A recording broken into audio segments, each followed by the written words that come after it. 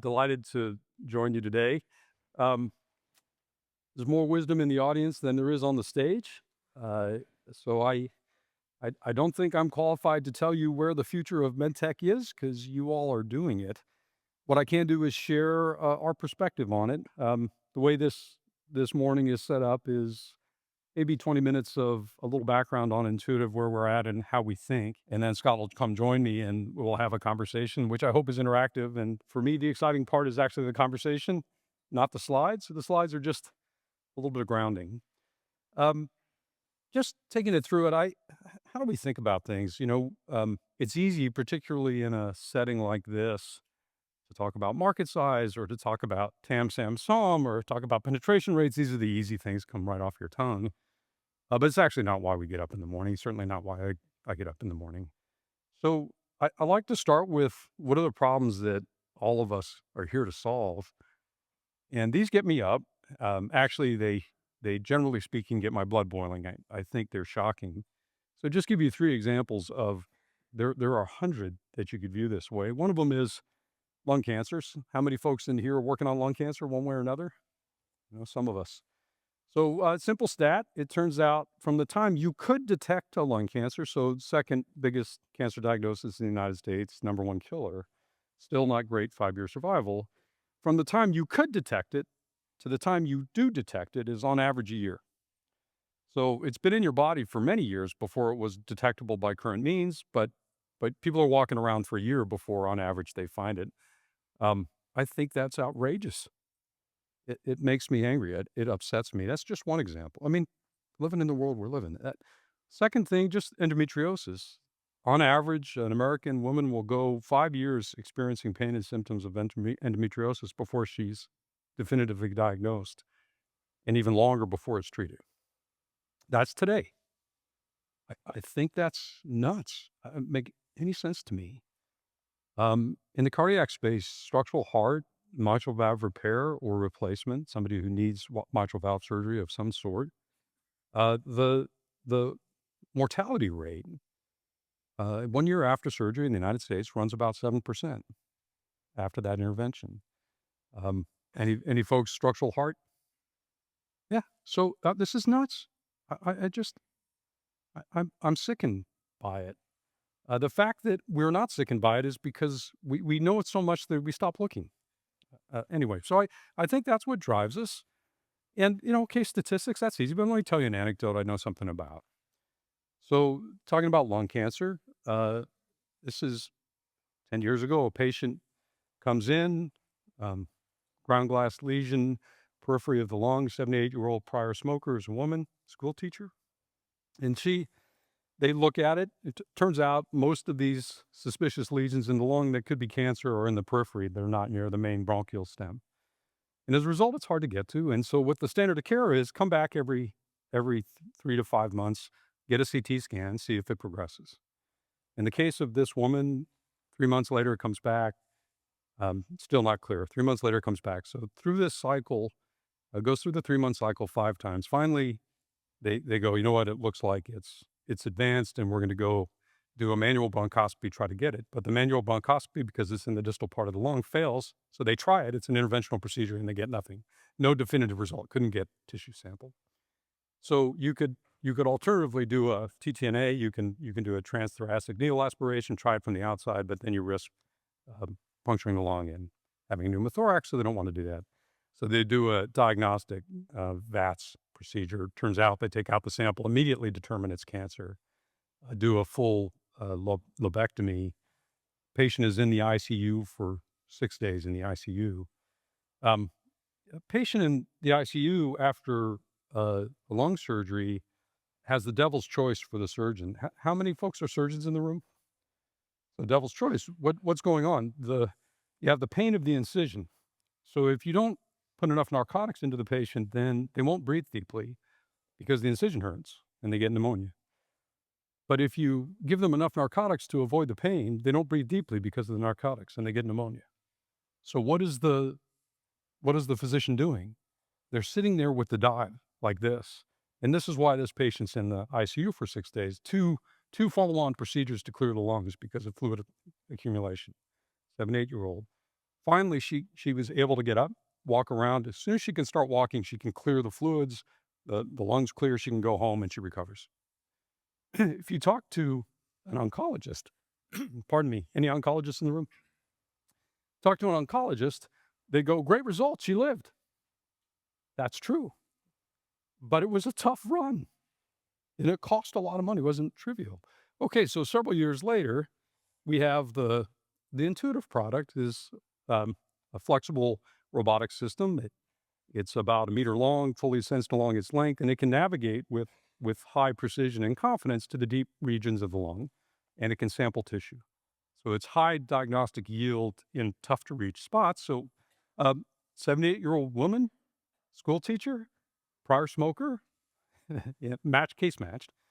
She comes in, she gets a CT scan, suspicious lesion. In 3 weeks, she gets an ion bronchoscopy, definitive result. Turns out it is cancer, not good. She was a surgical candidate, is referred to a minimally invasive robotic surgery. She is treated the same day in the same event. Negative margins. She goes home in 48 hours after that procedure, and this issue is resolved. The difference in time is a factor of 10 through those two experiences. Um, it's rare to make that sort of a change in medicine.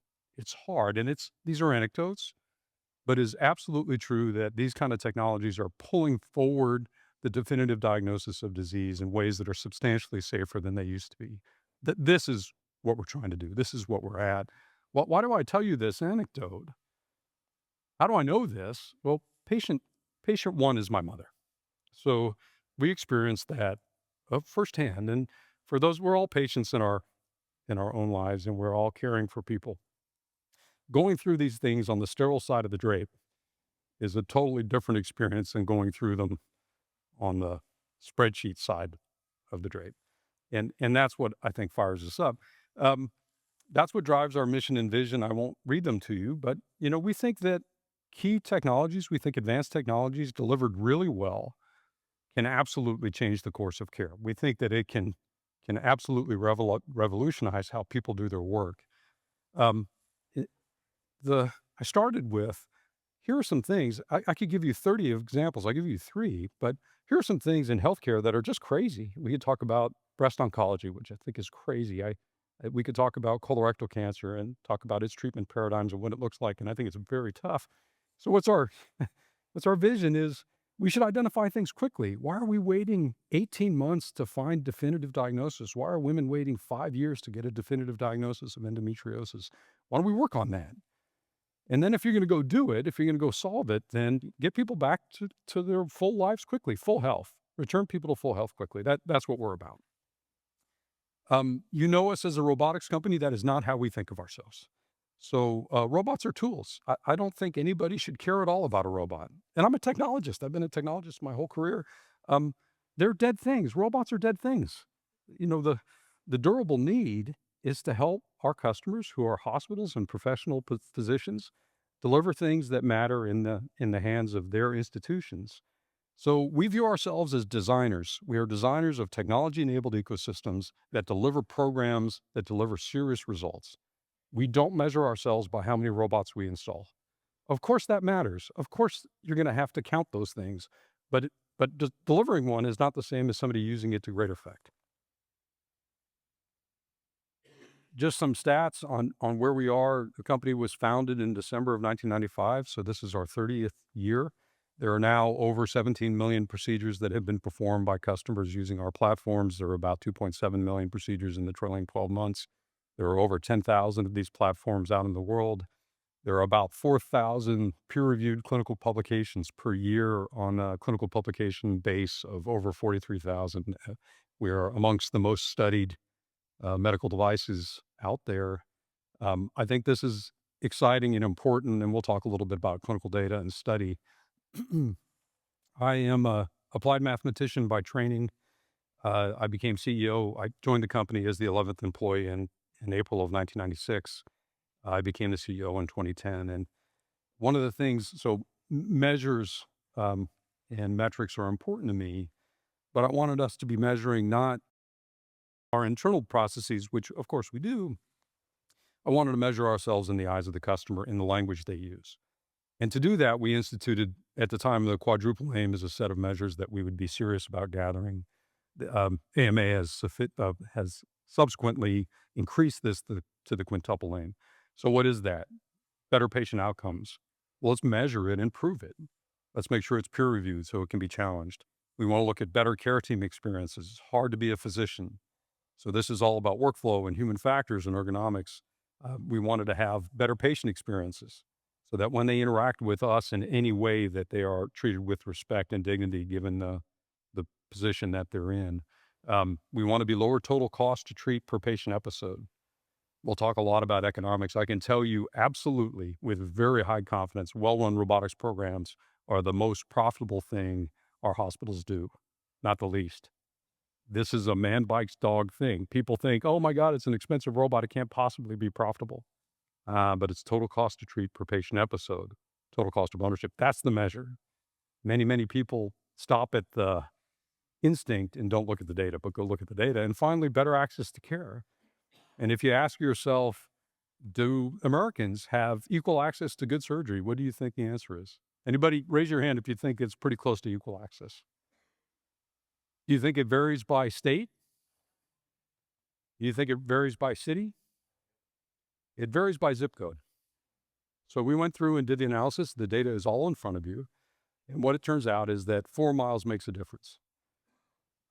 If you're 4 miles apart, somebody will walk in and be offered a surgery that was state of the art 30 years ago. And 4 miles down the road, they'll be offered something that's state of the art today. And if they don't know to ask, they will get what they get. It is absolutely true. It is absolutely verifiable. And it's kind of shocking. And again, this is another man bites dog story. Robotics levels. You go, how could that be? This is an expensive piece of capital equipment. It levels. But it absolutely levels. We can prove that too. We have a series of publications that have been peer reviewed that are coming out now. So these are powerful things.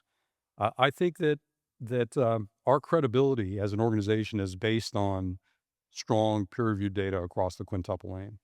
How do we succeed in the face of strong skepticism and worries about spending? How do we possibly succeed? It's to go through this set of data with both peer review and publication, but also looking at real world evidence in the hands of our customers and sitting alongside them, same side of the table, shoulder to shoulder, and going through that data. So I think it's powerful. Let me keep moving. Why am I here? Why LSI? How do we engage with the ecosystem of innovators out there further? This is how Intuitive thinks about opportunity. This is not a judgment. Other organizations think about it differently, and that's fair. If you're a organization that's spectacular at logistics at very low cost and very high reliability, you will not view the world this way. But we view it this way. So what do we care about? First, we go for things that are aligned to our mission. I described it a minute ago. We want a substantial difference in the quintuple aim. We're trying to get not 2% differences. We're trying to get halvings or doublings. We're trying to do something that's a big difference. We're structured for that. We will do things that we think are clearly better together, that are clearly better integrated. We do not see ourselves as a merchandiser. It's not an insult, but we don't want something to have in the bag just to be in the bag. Either it's better because it's together, or we're not interested, somebody else does it well. And then finally part is, total economics for everybody have to work, a path to healthy economics for us, for the customer, for our suppliers. If that doesn't work, it doesn't go anywhere. We have focused in the last few years. We're a focused organization. We don't look and act like a conglomerate. So we've been driving hard in general surgery, and we've had some success. We've been pushing into lung cancer diagnosis. Today, Ion is used in a substantial double-digit percentage of all lung cancer diagnoses in the United States. We're well above 25%. Over a quarter are being done, and this is in 4 or 5 years across the country. We are expanding internationally. We're selling and supporting in over 70 countries. Outside the United States is outgrowing the United States by a real clip. We have a soft tissue robot that is not in the multi-port space. It's called single port, narrow access or single incision. It is the most utilized soft tissue robot that is not one of our multi-ports. So actually, relative to all the other players in the market, SP is the single port is the biggest soft tissue robot that isn't named Da Vinci. It's growing at very nice rates. We have been optimizing our global supply chain. It's gotten a little exciting with all the changes in government. We'll continue to do that. And we've been incubating machine learning, data analytics, and AI for the last several years. We started Internet of Things for our systems 15 years ago. We have been building our analytics capability sequentially over that period of time, and I'm sure we'll talk about it. Just 2 seconds on how we think. For those of you who are interested in chatting with us, our teams are here. We are serious developers. Our R&D spend is, as a percentage of revenue, is amongst the highest in our peer group. We think that innovation really matters. This is a 2-axis chart that says, what do we work on in terms of clinical application and what technologies do we try to master? Those are the 2 axes. In the center, we have business units, and we work hard against those. Our business development teams are active. They are here. I'm going to ask Alex to raise his hand. If you want to talk to our business development arm, raise it higher. They're all looking at you. Find Alex. He's the right person. And in biz dev, what we're looking for is, who's going to work with us, who can be better together. We can co-market, we can do joint ventures, we can do development agreements, we can acquire. That's in that space that drives the edges for us. But we wanted to do more with that too. I'm a huge believer that vibrant organizations are not fortresses. They're porous. And they allow ideas to come in and out of their walls. And ideas are, of course, carried by people. So we also have Intuitive Ventures.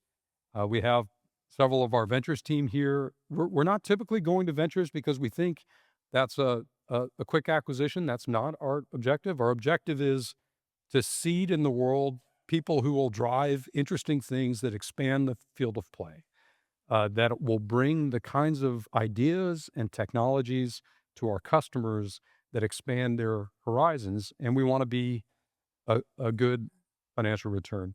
So I'll describe our team in a minute. So those 2 separate things, they're here too. So I'm going to ask you to reach out. Some folks may think Intuitive is insular. I do not. We are acquirers. These are all companies that we have acquired over the years on my tenure. And we're highly appreciative. We use the algorithm that I just described, better together, that are going to speed us up and give and bring things to our customers that really matter. And just to give you a sense of what that looks like, 97% of the staff in acquired companies stay with us over the subsequent 18 months. We're really proud of that. When we acquire because we are dead serious about it. We're not hedging. We don't go out and acquire something as a hedge. We care. We're good at deep diligence. Our BD teams and our venture teams are very strong here. And when we commit, we commit. We're in it together. Why do people stay anywhere? They stay because you believe it. You're going to follow through. So that's what we believe. The strategic focus of our ventures team in the first couple of funds, we're 2 funds in. We get a new fund vintage about every 4 years. First has been integration and access, and our portfolio companies are here. We're very proud of them and close with them. We have been interested in precision diagnostics and other interventions. Those are our portfolio companies, and we're interested in data.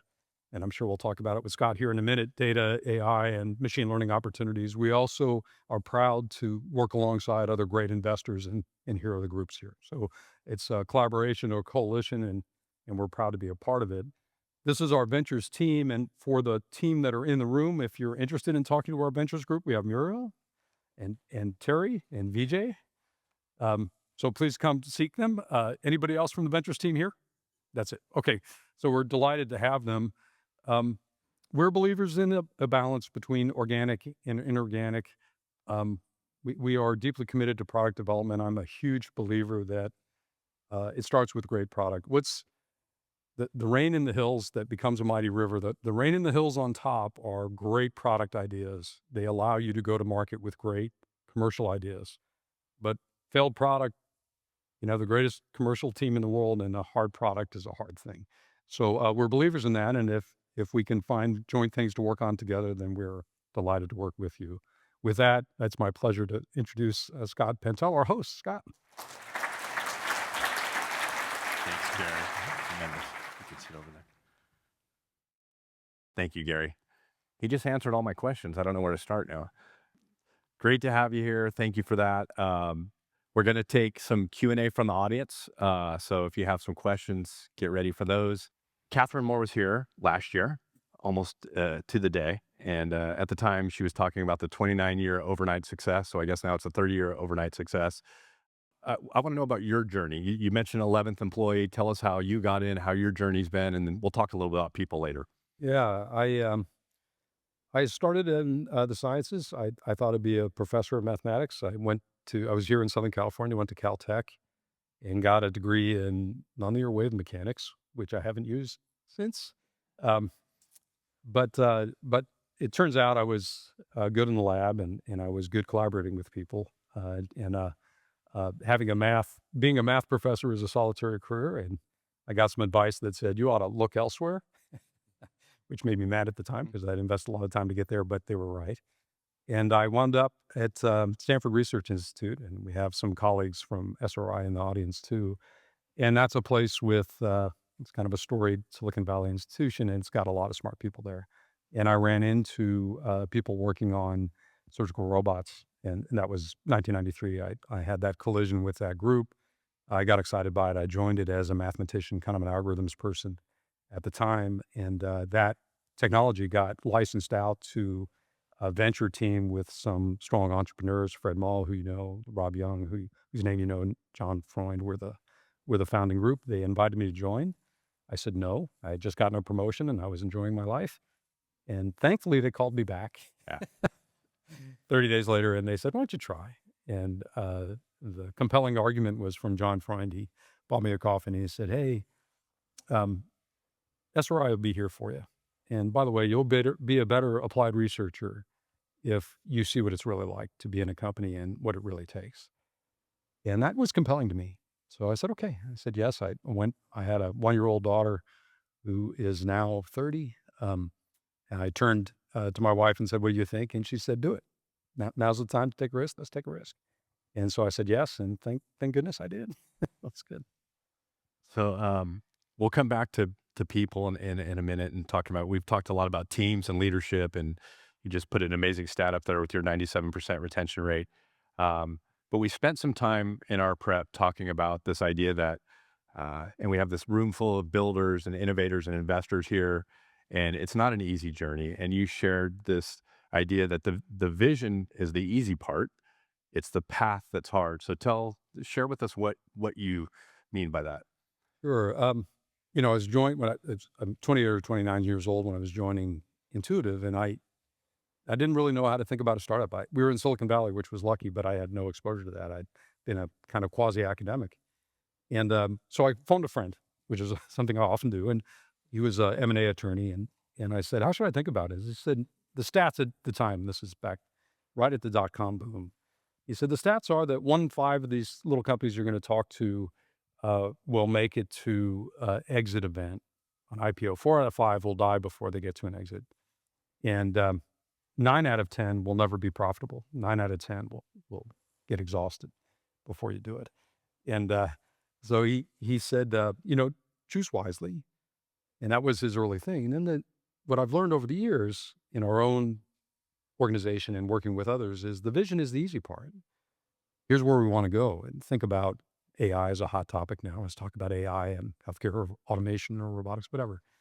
And any of us can make the elevator pitch on vision. That's the easy part. So I'm going to describe, hey, let's cross the river. And you wouldn't be in this room if you couldn't describe the river you wanted to cross. But if you believe those statistics, I don't know if they're current. Scott, you would know better than me. Like in this moment, are those statistics still roughly right? Yeah. True? That's daunting. That's hard. That's depressing. Okay, so the river is easy, but you need to create these waypoints across the river that are profitable steps. So you've got to decide as your leader, you're going to put down this marker, you're going to jump onto that stone. If it isn't profitable, you got to beg for money and you get washed away. And then you got to throw the next stone and you got to jump to it. It's the stone throwing that's the hard part, not the vision. So that was my point. And what distinguishes the organizations that make it across has been the grittiness of understanding those are the right stones to jump on and the determination to get there and the real depth about finance and economics. They really understand spend. So right stone, right team, right spent. Yeah. And I'm assuming in your 30-year journey on your path on those steps, you had some dark moments, some near death experiences. Maybe share share one or two that were that this room might not know about. Um, yeah, there always are. I think for us there were a few. The very first moments in the early days, the hard parts were, is the product right? Is this going to work? Can we get it stable? A surgical robotic system of the type we make has give or take 10,000 components in it. So if you just disassembled everything and put it on the stage, picture 10,000 things. And you got to put all that stuff together and it's got to work and it's got to work repeatedly and all the time. And so the early ones are, how do you get to a high level of performance? Then we got some adoption. I like Jeff Moore's Crossing the Chasm. That book applies very well. And you say, okay, we have some early interest from our key opinion leaders, but is it generalizable? Can we keep doing this? And you get Hmm. some success. And then you can hit air pockets. You can hit times where you're not sure where to go next. And those air pockets can be um, really stressful. And if you need additional funding and the window's closed, we've had those moments. So we thought we had something, the window closes, you have to shrink the size of your team. You have to really, really focus on the thing. So we've had those near death moments. And then you get a little bit bigger and some of the bigger players in the space decide that you're not going to die of your own ugliness and they start throwing serious competitive challenges at you. And that's the second thing is, okay, now you're invited to the adults table at Thanksgiving, not the kids table. And when you're at the adults table, the elbows that are thrown a little harder, and that can be destabilizing for you too. So we've had our path through that. You've had your path. Yeah. We'll come back to the numbers in a minute, but we've also spent in our discussions a lot of time talking about people and teams and leadership. And aside from the success you've had with the numbers, are there any things that you're especially proud about the culture, or anything about Intuitive that again this room may not know? Mm. Let's talk about people and leadership. I think culture, super simple, is we were talking today. You can sit anybody in a room who's a leader. You can sit down in any institution in 15 minutes know whether the people working at that institution care. It is not complicated. You can go to a restaurant and find out whether the people at that restaurant are bought into the performance or a gym or anything. So the very first thing that you look for is, do people care? And I actually think it's hard to make people care. And it is easy to break the bond with between the company and their caring. So you want to hire people who care and you can do that. And then the trick is not to break the bond. And so what does that look like?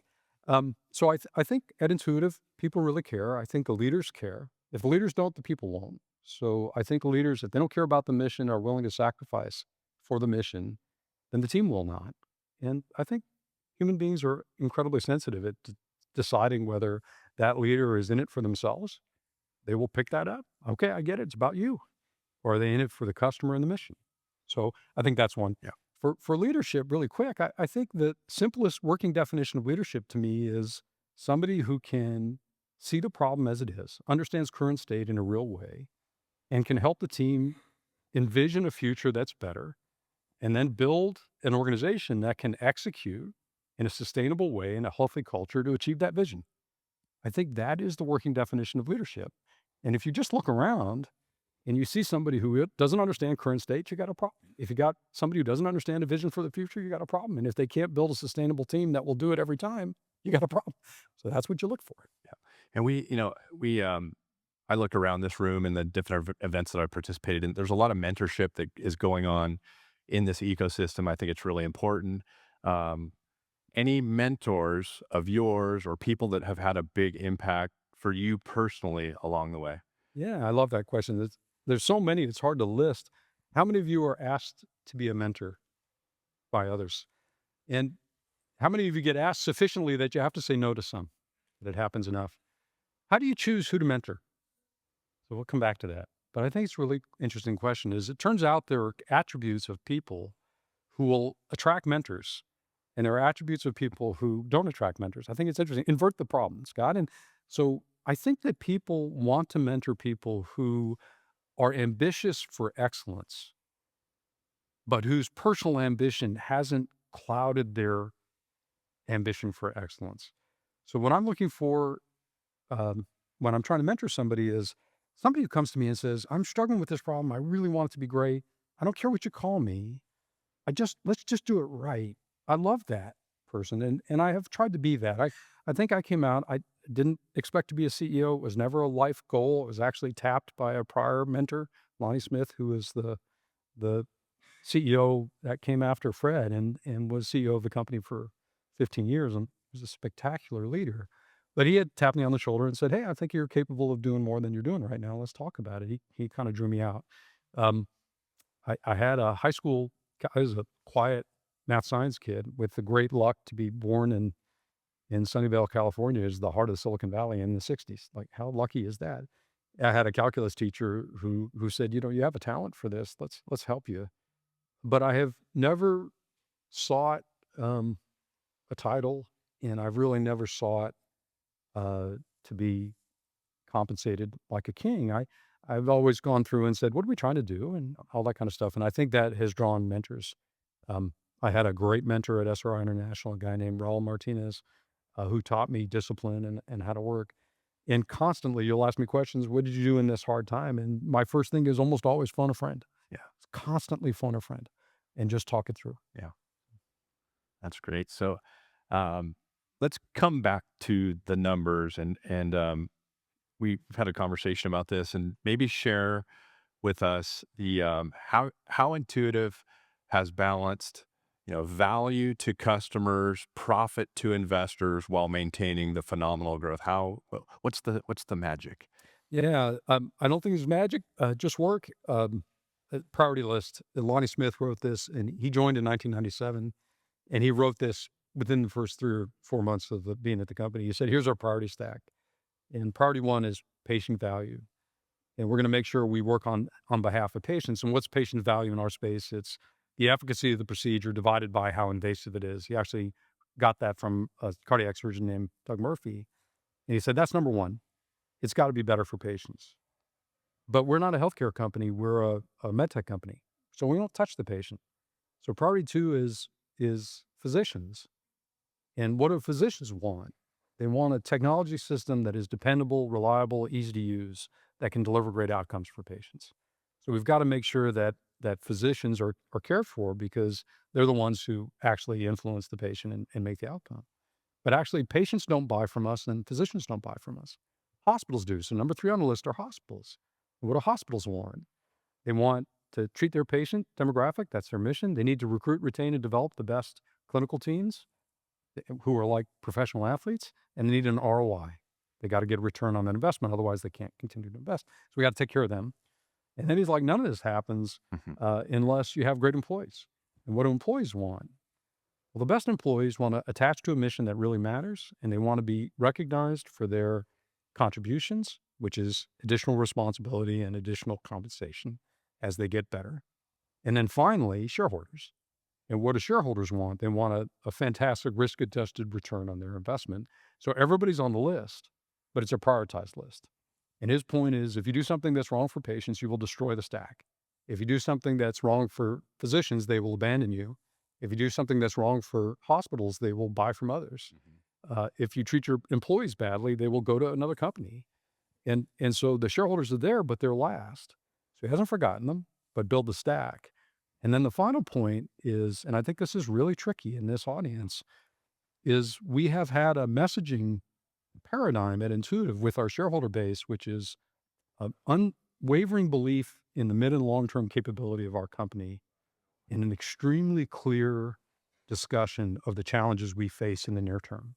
We never whitewash the challenges in front of us. And so, what we want from our investors is a belief in the long term and patience in the near term. And we are almost always the first to be out signaling to anybody struggles or structural changes or challenges. And we'll get punished for that.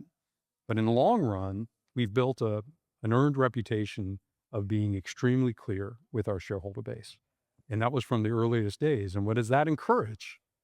It encourages shareholders who are aligned with the long term vision and who can take bad news. That was something Lonnie had built. That has allowed us to balance value across that step. Let's we're gonna have a few minutes for open Q&A, but I think if we don't talk about AI, we'll probably not make it off the stage. So, your your view, how does AI fit into Intuitive's plans? Your thoughts on AI in general? Is anybody going to make money? What's your view on this? Yeah, it's discussed on every stage. How many of you are incorporating AI into your company? How about into your pitch? So I I came out Silicon Valley. I came out right into the very late stages of the dot-com era, right as it was frothy, and then in 2 years it busted. And the first building we bought as our headquarters was an online golf company, and it was gone. It was empty. We went into that building and it was painted in bright colors, and it was like the show of Silicon Valley. And the CEO's office had a little putting green in his office, and it was such an incredibly sad place because they had left as if it was a neutron bomb. There's garbage in the corners. The cups are still sitting on the tables. It was wiped out in minutes. There's a little bit of frothiness in the moment. So let's talk about AI. What is it? I like to sort of break things down to what are we really talking about? Um, what's a Coach handbag, right? It's a leather bag with a wonderful brand on it that sells at this amount. Let's talk about what it is. So what is AI? I think the first thing here is that um, the the foundational element of AI is high quality data that is meaningful. That is foundational. The next layer is there's a new set of regulations that are dead serious and really interesting, which is if you're going to do anything in AI that matters, you have to understand the pipes. And the pipes are wildly harder than most people think. How many of you are working on AI pipes? The data input, output, cybersecurity, privacy compliance, the pipes are trickier than you think, and you have to do them really well. Then on top of that, you get to do the math. That invites you to do the math. The math is basically commoditized. I am a math major. I've been working on this stuff forever. We can all hire the same great staff out of universities, and they can do the math. The math is largely a commodity. We can all buy the chips from our partners, NVIDIA. That is so. It is what differentiates anything? What differentiates all these possibilities are two things. One is, do you have differentiated data that is high quality? And then the second thing is, have you decided to deliver it in a way that the customer is going to value? So does this make sense to everybody? Is this totally obvious? Okay. So when I get into this, we get pitched all the time. Internet of Things for 15 years, our um, digital investments have been doubling the last several years. So we're believers. I think just appending AI to your pitch is not as powerful as it should be. A lot of features out there are easy to make in demo and hard to create value. I think there are some really valuable things that are coming. Um, I think there's a lot of excitement around things like automation. I think we can say we know the pathway to automation quite well. The speed with which you do it in a highly validated way and there's all kinds of different automation. There's data automation, which is one thing, but there's interventional automation that'll take some time. And it's because the demos are crazy easy and the validation is crazy hard. So I think the winners are going to be the ones who seriously understand the validation. There's a perception out there that I think is wrong, which is take all the data in the servers, see how many servers you have, put all those servers on a scale and weigh them. That's the winner. The one who has the most server weight of data wins. I think that is false. I think it is differentiated high quality data that is the competitive differentiator.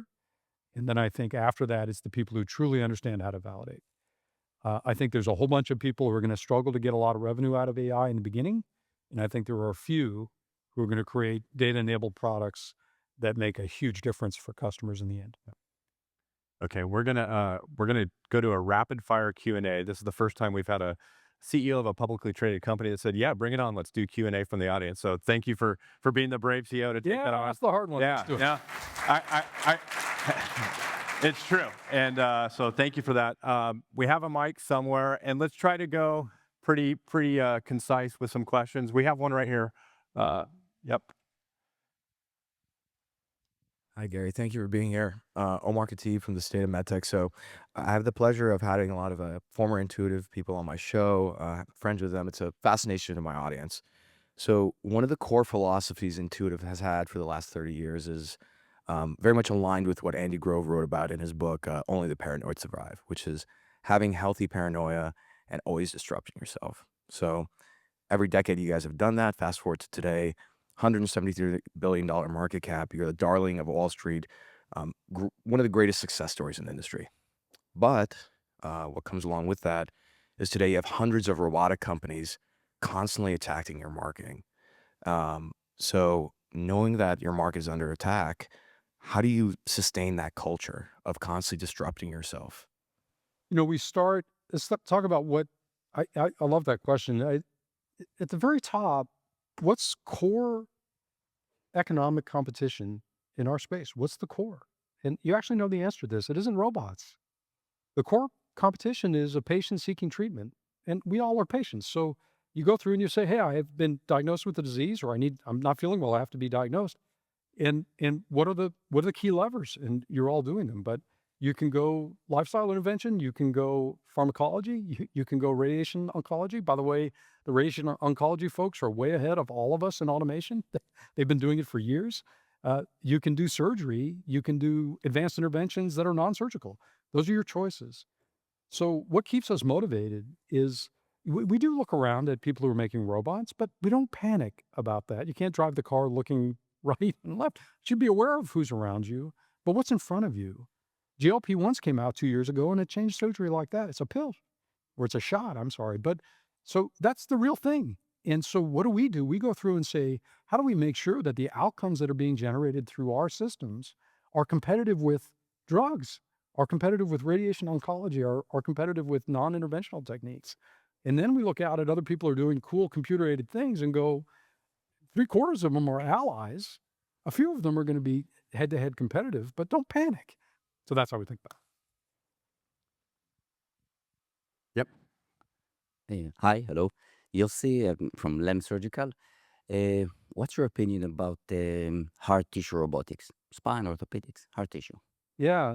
And so you're out on the orthopedic side, and there's a lot of interesting companies out there doing a lot of interesting things. I think I really am a believer. If you start where I started in this talk, look from the bottom of your feet to the top of your head, and just go looking for bad outcomes. That's where we are. And we have small teams who do that. They call that effort inside our company growth platforms, and we run that every few years. Kind of a serious thing. Look bottom to top.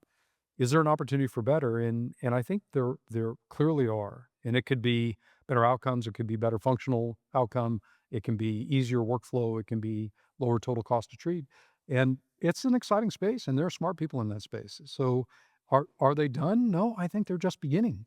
But they're doing some really, really cool things. And I think pick any place in the body and say, can a computer-aided ecosystem help that? It's really hard to argue no. It's pretty hard to argue, no, there's nothing to be done here. So Hey, hi Gary. At LSI Portugal, another overnight success founder, Todd Britton of Shockwave, spoke about the early days, and he spoke about the early days startup journey and the importance of being able to pivot to stay on that journey to success. There's a lot of early stage startup founders here in the audience, and I'm wondering if you could share a little bit about an important pivot point in the early days of Intuitive. sure, absolutely true. We benefited early on. The founding group and Intuitive was spectacular in terms of the founders themselves, but also the first 50 people in the company we were really blessed by a really neat team. And so we started off, and the thought was in minimally invasive cardiac surgery, and that's also a 30-year overnight success. But at the time, it turned out some of our assumptions were flawed. Now, what saved us was Fred Moll at that time had gone in and said, "Hey, we're going to do first principles design. We're going to design for key things in surgery that we can apply to multiple applications." And he was right about that. Early on, we looked at multiple things, and then we thought cardiac surgery was the beachhead, the landing spot for this. And we were wrong about that. We tried it. It turns out it was extremely sensitive. The cardiac surgeons are rightly very conservative. And if we had stayed on that path, the company would have gone out of business. But we had customers who had started to use it in other minimally invasive surgery domains, including in urology. It was Swiss urologist working in a German hospital that had bought a robot for cardiac. His name is Johann Binder. And Dr. Binder said, I can use this for urology. And he started doing it. Other urologists looked at it and said, maybe that's interesting. And it started to grow. And there was a key pivot in 2001, 2002 in the company where the CEO at the time, Lonnie Smith, decided, hey, we're going to focus on urology instead of cardiac, which was traumatic inside the company. We had gone public in 2000. Our stock had been cut by 2/3. We were under enormous pressure. And he said, we're going to do what we can do. He refocused the organization at that time. There was some internal angst and conflict, and we got through the conflict, and the company created a success in this prostatectomy urology business, which became a launch pad for subsequent indications. Okay. That is unfortunately all the time we have. But Gary, before we go, final thoughts, maybe some advice for all the builders and investors out here, any watch outs or just general advice that you want to share in the closing here? Well, a thought for us. We're going into turbulent economic times. I think we were all locked on a plane with no air conditioning. We all had macaroni salad. The flight attendants have been asked to take their jump seats, and the pilots are telling us that you're flying into turbulence and it's 80 degrees in the cabin. It's going to take a strong stomach for the next several years. And I think for me, that's okay. What does that mean? I think for all of us, there's some change coming. And I think that change is unavoidable. So what do I know? How do we talk to our teams about it? What I know is that next year people will need surgery. And I know the year after that people will need surgery. And I know that 5 years from now they need surgery. And I know that better surgery lowers the total cost to treat and increases the productivity of society. I know that too. So that means that we'll get through the turbulence. It'll be shaky. And I think the organizations that are calm, that understand how to navigate through hard times will excel. And I think organizations that lose their nerve and start to thrash will struggle in the next period. So that's how we think about it. All right. Well, Gary, thank you for joining us. Thank you, Scott. I appreciate it.